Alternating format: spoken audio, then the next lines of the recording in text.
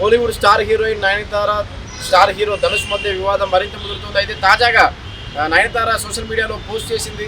ప్రస్తుతం ఇన్స్టాగ్రామ్లో ఆమె చేసిన పోస్ట్ ఆన్లైన్లో వైరల్గా మారింది. అయితే కర్మ సిద్ధాంతాన్ని ఉద్దేశిస్తూ నయనతార పోస్ట్ చేసింది.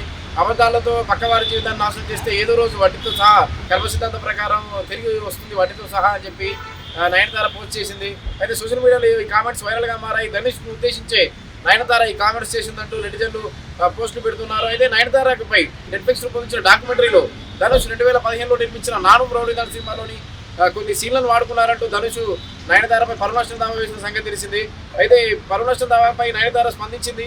పరువు దావాపై స్పందిస్తూ ధనుష్కు బహిరంగ లేఖ రాసింది. స్వార్థపరుడు అంటూ నయనతార విమర్శలు చేసింది. ధనుష్ వ్యక్తిగత స్వార్థం ఎక్కువ, ధనుష్ ఇలాంటి వాడనుకోలేదంటూ నయనతార బహిరంగ లేఖ రాస్తూ కామెంట్స్ చేసింది. దీనిపై నయనతారకు కొందరు నటీపలు సపోర్ట్ చేయగా ధనుష్ ఫ్యాన్స్ తో పాటు మరికొంతమంది ధనుష్ కు సపోర్ట్ చేశారు.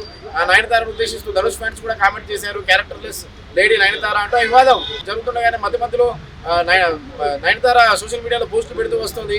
అయితే తాజాగా ధనుష్ కూడా మద్రాస్ హైకోర్టును ఆశ్రయించారు. నయనతారపై ఆమె భర్త విఘ్నేష్ శివన్ నయనతారకు సంబంధించినటువంటి నిర్మాణ సంస్థ నయనతార విఘ్నేష్ శివన్కి సంబంధించిన నిర్మాణ సంస్థపై కూడా ధనుష్ మద్రాస్ హైకోర్టులో పిటిషన్ దాఖలు చేశారు. వారి చర్యలు తీసుకోవాలని పరమనష్టం దావా వేశారు. అయితే దీనికి సంబంధించి ఇవాళే శుక్రవారం నయనతార తరపు లాయర్ కూడా స్పందించాడు. అయితే ధనుష్ వేసిన పిటిషన్కి సంబంధించి మద్రాస్ హైకోర్టులో ధనుష్ వేసిన పిటిషన్పై నయనతార లాయర్ స్పందించాడు.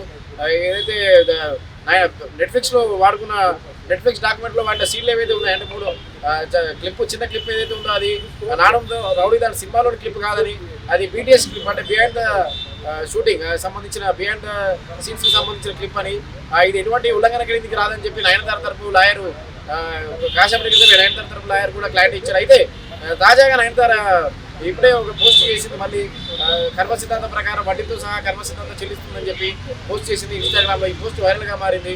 సోషల్ మీడియాలో ధనుష్ ఉద్దేశించే నయనతార ఈ కామెంట్స్ చేసినట్టు ఇద్దరు బాలీవుడ్ స్టార్ల మధ్య వివాదం మరింత ముదిరేలా కనిపిస్తోంది.